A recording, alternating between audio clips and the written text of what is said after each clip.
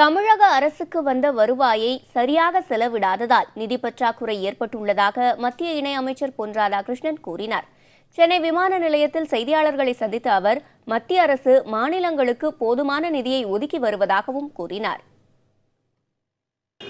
தன்னை சார்ந்து செயல்பட வேண்டுமா அல்லது பிறரை சார்ந்து செயல்பட வேண்டுமா, இது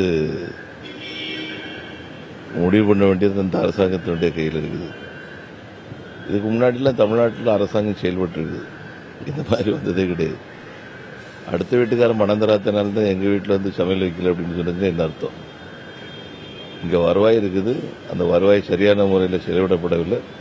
செயல்படப்படாதனால தான் இவ்வளோ பிரச்சனைகள்.